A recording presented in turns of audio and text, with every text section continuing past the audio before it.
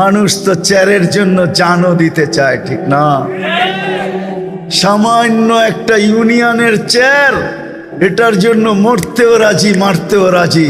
কিন্তু আমাদের নবীজি মাকামে মাহমুদ পাবে, রব্বে কাবার কসম, উম্মতের জন্য ওই চেয়ারে বসবে না, হাত রাইখা দাঁড়ায় থাকবে। আল্লাহ বলবে বসেন, বলবো বসবো না। কেন? এটা তো আপনারই, এই জন্যই তো হাত রেখা দাঁড়ায় আছি। আপনি আমাকে বসায় কি করতে চান? আমি বসবো না। আমি তো উম্মতের জন্য বসলে উম্মতের জন্য ছুটবে কে? হাউজে কাউসারে যে কে পানি পান করাবে?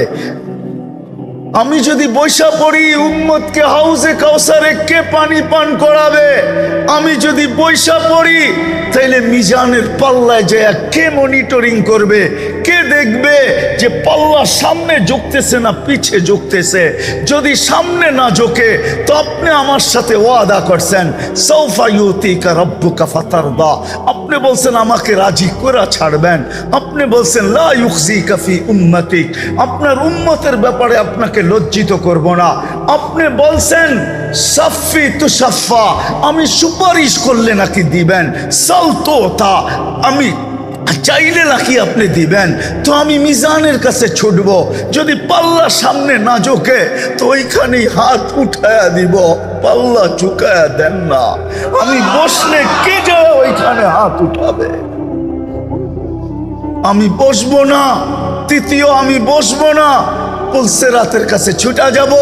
যদি আমার উম্মত পার না হইতে পারে, তো দুনিয়াতে যে দুরুদ আমার উপরে পড়ছে, ইমাম কর্তুবী রহমতুল্লাহ আলাইহি ওনার কিতাবে লেখছেন, আঙ্গুল উঠাইলে কর্তুবীর উপরে উঠায়েন, আমার উপরে উঠায়েন না। কর্তুবীর কিতাব পড়া দেখেন, ইমাম কর্তুবী রহমতুল্লাহ আলাইহি লেখছেন, পুলসেরাতের ওইখানে ছুটবেন। যদি উম্মত পার না হইতে পারে, তো দুনিয়াতে যে দুরুদ পড়ছিল ওই গাট্টিগুলাকে মাথায় কইরা নিয়ে উম্মতের মাথায় দিয়া বলবে পার হয়ে যা, দুরুদ দিয়া পার করে। হায় হায় হায়, সমস্ত নবী রসুল কিয়ামতের মাঠে কেউ, সবাই নফসি নফসি বলবে। কেউ মাকেও চাবে না, কেউ বাবাকেও চাবে না, কেউ বোনকেও চাবে না, কেউ উম্মতকেও চাবে না। শুধু নিজের বেলায় চিৎকার দিবে নফসি নফসি নফসি নফসি। কঠোরতা দেখা শুধু নিজের কথা মনে থাকবে, আর সব ভুলা যাবে। কিন্তু আপনার আমার নবী মুহাম্মাদুর রাসূলুল্লাহ সাল্লাল্লাহু আলাইহি ওয়াসাল্লাম কিয়ামতের মাঠে এই মাথার থেকে ওই মাথায়, একবার হাউজে কাউসারে, একবার মিজানে, একবার পুলসিরাত